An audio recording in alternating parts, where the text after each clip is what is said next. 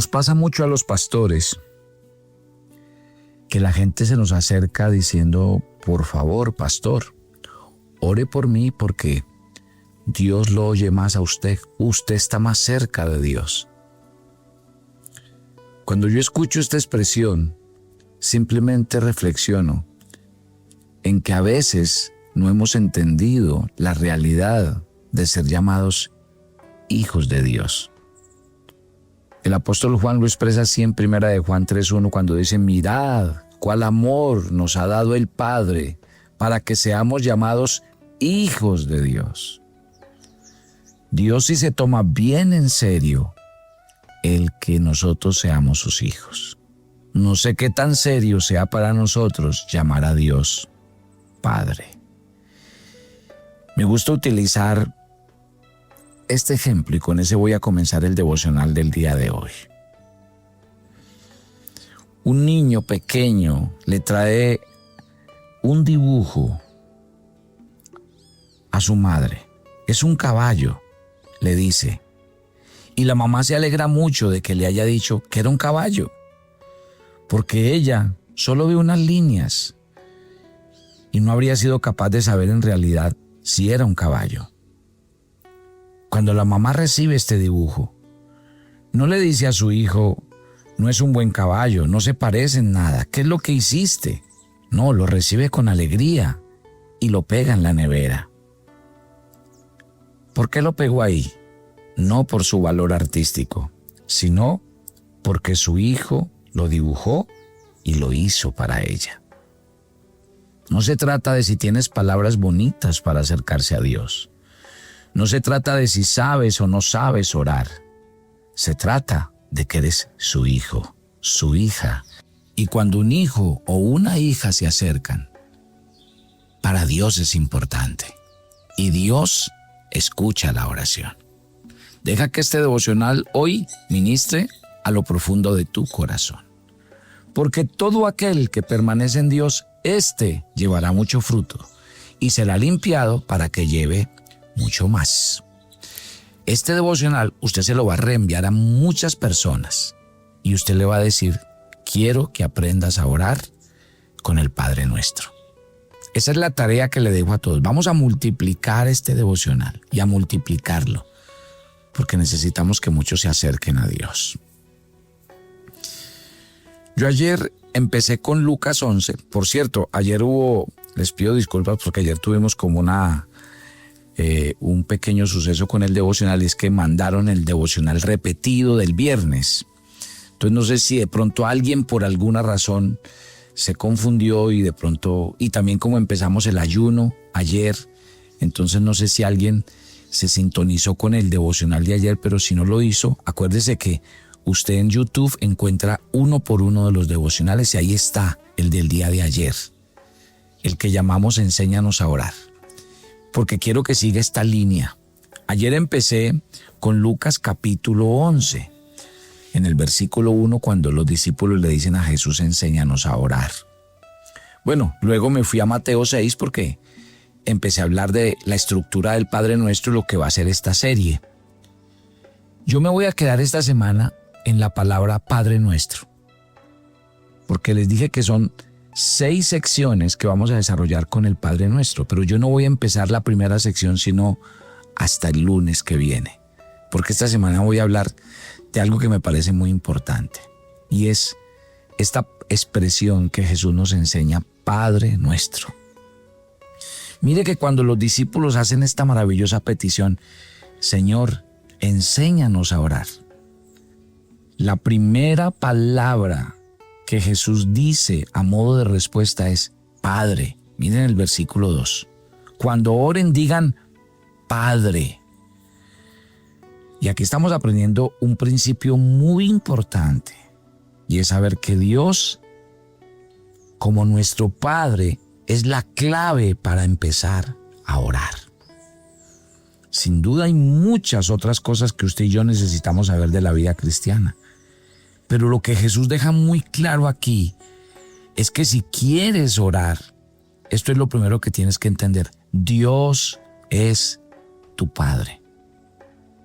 Cuando le piden los discípulos que les enseña a orar, Él responde, lo primero que ustedes necesitan saber es que Dios es su Padre. Y entre más entiendan que Dios es su Padre, más inclinados se sentirán a acercarse a Él y más deseos tendrán de orar. Tremendo, ¿no? Les hago una pregunta esta mañana. ¿Cuántos de ustedes no saben que Dios es su Padre? Y tal vez lo más probable es que usted no tenga muchos deseos de orar y que probablemente usted no ore mucho. Así que Jesús está respondiendo de manera muy práctica a esta petición honesta que le han hecho sus discípulos. Jesús está diciendo que más que cualquier otra cosa, lo que te impulsará a orar es ser consciente de que Dios es tu Padre y que Dios te ama. Para destacar la importancia de estas palabras de Jesús, tenemos que fijarnos en que no es solo la primera palabra que Jesús dice en respuesta a la petición de los discípulos. También es la última palabra que Jesús dice en respuesta. Mire, así que en el versículo 11, mire que en el versículo 11 de este Lucas 11, que es el final de la respuesta de Jesús, observe que Él regresa al tema del Padre. Supongan que a uno de ustedes que es padre, su hijo le pide pan, ¿acaso ustedes le darán una piedra? O si le pide un pescado, ¿acaso le dará una serpiente en lugar del pescado? O si le pide un huevo, ¿acaso usted le dará un escorpión?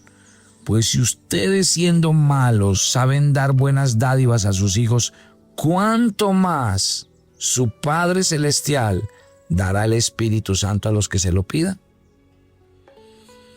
Increíble, increíble. Acabo de leer el versículo 11 de Lucas 11. ¿Y cómo podemos llegar al punto donde realmente oramos? Aquí en Lucas 11, tanto el versículo 1 como el 11, la primera y la última palabra que Jesús dice en respuesta a esta petición es Padre. Que cuanto más sepas que Dios es tu Padre en el cielo que te ama, más tendrás el deseo de orar. Que cuanto más sepas que Dios es tu Padre Celestial que te ama, tendrás la pasión de acercarte a Él. Y ese es el principio que estamos considerando. Quiero simplemente plantear y responder a tres preguntas que surgen de estas palabras de Jesús en Lucas 11. La primera, ¿quién es Dios para usted? ¿Se ha preguntado quién es Dios para usted? Y lo que usted responda determinará si usted ora o no. Y permítame plantearlo de la siguiente manera. ¿Dios es un extraño para usted? A ver, papás, ¿a cuántos de ustedes no le han dicho a sus hijos, nunca hables con extraños? ¿Estamos o no? Eso es lo primero de las primeras cosas que le enseñamos a nuestros hijos es no hable con extraños, no hable con extraños. Entonces, ojo con esta primera reflexión. Si Dios es un extraño para cada uno de nosotros, entonces nunca querremos hablar con Él. Ahora, el único momento en que uno podría hablar con un extraño, otra vez si nos lo enseñan nuestros padres, es en el caso de una emergencia. Si estoy sufriendo alguna situación y no hay nadie a mi alrededor a quien yo conozca, pues le pido ayuda a cualquiera, incluso a un desconocido, pero solo lo haría si me encuentro en una emergencia. Entonces vuelvo y digo, si Dios es un extraño para nosotros, así será nuestra oración. Vamos a llamar a Dios cuando estemos en una situación desesperada, cuando necesitamos ayuda, pero en otros momentos nunca hablaremos con Él porque Él es un extraño para nosotros. O quizás para otros, Dios es simplemente una fuerza. Yo he oído mucho esa respuesta a lo largo del camino cuando le pregunto a la gente, para usted, ¿quién es Dios? Hay gente que me dice, es que Dios es una fuerza superior. Y le voy a decir una cosa esta mañana mientras usted oye esta devocional. Hay una gran diferencia entre una fuerza y una persona. Y si Dios es simplemente una fuerza superior para cada uno de nosotros, entonces lo que haremos con esa fuerza es utilizarla Pero nosotros no vamos a hablar con una fuerza, ni vamos a tener relación ni intimidad con una fuerza. Cuando usted piensa en la electricidad básicamente es energía destinada a nuestro uso y puede utilizarse para calentar, para enfriar su casa, qué sé yo. La energía se utiliza para muchas cosas, pero es lo que nosotros utilizamos, es un medio para conseguir un fin. La energía no es un fin en sí misma. Si usted simplemente ve a Dios como una fuerza superior, ¿por qué hablaría con Él? Usted lo único que haría es aprovechar algo que esa fuerza puede hacer por usted, pero usted no quiere tener una relación con Él y eso le va a resultar bastante extraño. No es posible entender la Biblia partiendo de la base de que Dios es simplemente una fuerza superior. Y pregúntese, ¿cómo podría una fuerza superior amar al mundo? ¿Cómo puede una fuerza superior dar a su Hijo por el mundo? Si las personas solamente han entendido a Dios como una fuerza superior, no están en el mundo de la Biblia. La palabra Padre deja claro que Dios no es la fuerza que hay que usar, que Él es una persona a la que hay que amar, a la que nos debemos acercar, que Dios no es algo, Dios es alguien. Él es el Padre. Y esta mañana, a ti que estás oyendo este devocional, Dios quiere decirte, quiero, anhelo, deseo tener una relación más cercana contigo. Jesús te está diciendo que lo que realmente uno necesita comprender, si quieres llegar a orar realmente, es eso. Para otros Dios es un tirano.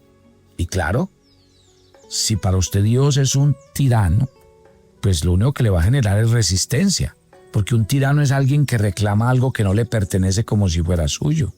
Y si usted piensa de Dios así, nunca querrá acercarse a Él y usted buscará estar lo más lejos posible de Él, porque usted dice, no, esta es mi vida, son mis derechos, son mis opciones, yo no voy a dejar que otro venga a decirme qué tengo que hacer, cómo hacerlo. Entonces, cuando Dios exija cosas de nosotros, lo sentiremos como una imposición y no queremos hablar con Él de ese tema. Entonces, la respuesta correcta a todas estas nociones erróneas sobre Dios está en el Señor Jesucristo. ¿Por qué? Porque cuando yo creo en el Señor Jesucristo, Dios ya no será un extraño para mí. Si yo creo en Él, Dios será mucho más que una fuerza superior. Cuando yo llego a creer en el Señor Jesucristo, Dios no te parecerá un tirano y llegarás a comprender que Él es el dador de toda buena dádiva y que Él tiene todo en sus manos porque Él es tremendamente bueno. Cuando veas que Dios ha dado a su Hijo por ti, la idea de que Él es un tirano que reclama lo que no le pertenece será absurda, porque Él es un Padre amoroso que quiso la salvación de nuestras vidas, que nos disciplina, que nos forma, que nos llama la atención, que nos exige obediencia. ¿Qué otra manera tendría el Padre y el Hijo de trabajar juntos en perfecto amor y pagar un precio tan alto para redimirnos y extender su gracia a los que la reciban? O sea que lo que vemos aquí es lo que piensa Dios, es lo que determinará si oras o no. Entonces, por un momento, sea honesto con usted mismo. Si usted rara vez ora y no tiene muchas ganas de ir a hablar con Dios, quizá es porque Él es un extraño o porque lo consideramos una especie de fuerza lejana e impersonal, o peor aún, si pensamos que Él es un tirano. Jesús nos está diciendo que si llegamos a conocer a Dios como Padre, por medio de la fe en Él, entre más lo conozcamos, más deseos tendremos de orar. Entre más sepamos de Dios como Padre que nos ama, más deseos tendremos de acercarnos a Él en oración. La segunda pregunta que quiero plantear es, ¿qué significa entonces que Dios sea nuestro Padre? Y eso evidentemente se trata de una analogía. de una comparación, de un contraste de algo que es muy difícil de comprender. Porque la naturaleza del Dios eterno con algo que nos es muy familiar y fácil de entender, las relaciones de amor que existen entre una familia humana, y eso es lo que está haciendo la Biblia. Jesús está utilizando esta maravillosa analogía en la que Él compara la relación que buscamos nosotros con la relación de un padre con su propio hijo o su propia hija. Y esto es maravilloso. Esa analogía funciona de dos maneras en la Biblia y ambas son muy importantes. La primera es que aprendemos lo que significa ser padre mirando a Dios.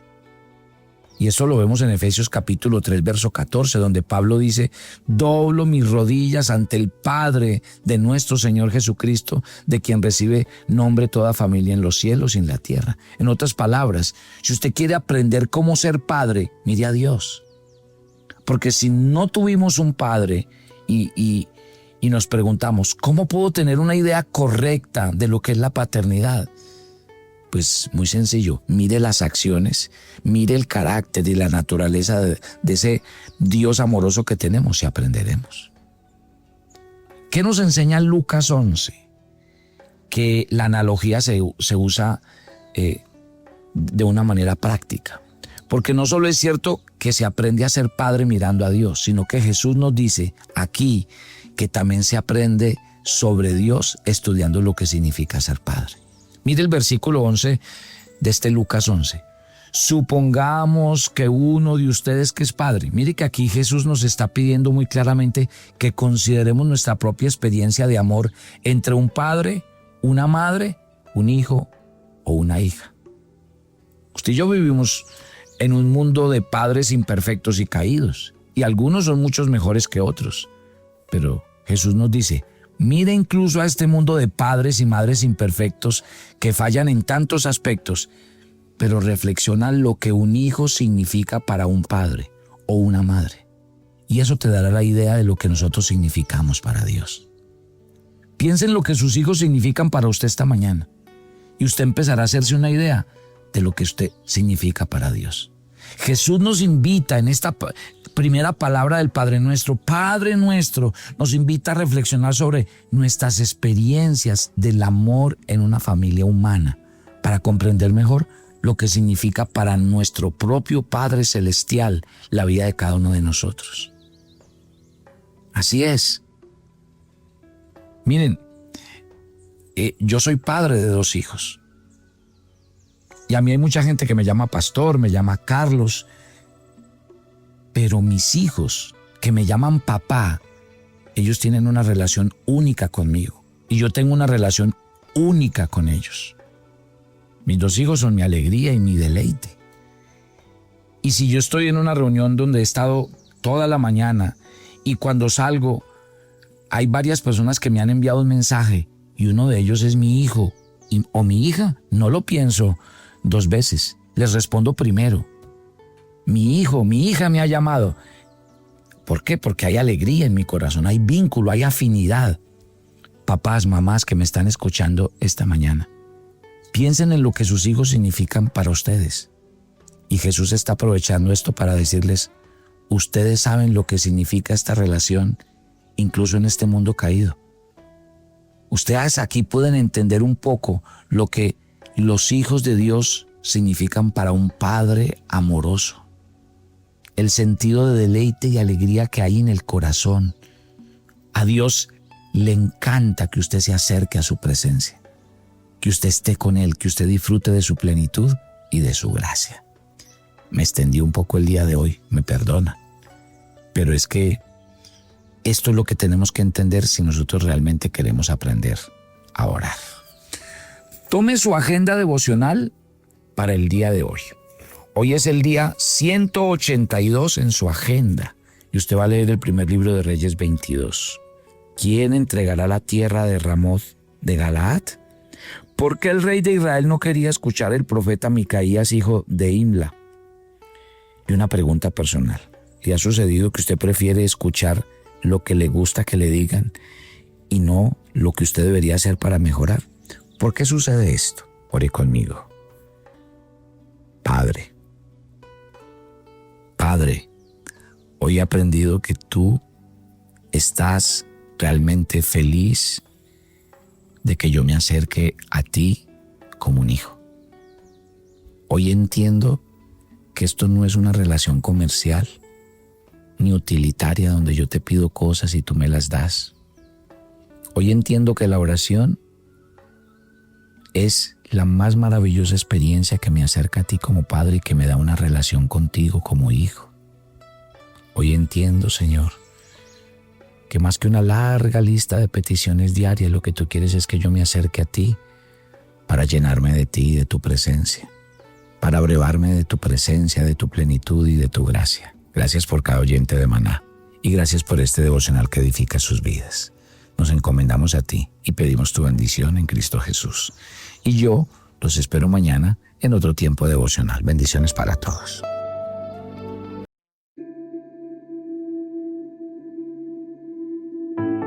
Muchas, pero muchas gracias, familia Maná. Hemos recibido sus aportes, lo seguimos haciendo y créame que estamos agradecidos y cumpliendo la tarea. Gloria a Dios por los que lo hacen a través de las donaciones, pero también gracias a los que comparten el devocional, porque esa también es la manera de hacerlo, compartirlo a muchos otros para que lleguemos y cumplamos un objetivo. Dios les bendiga y sigamos haciendo la tarea de llevar el nombre del Señor.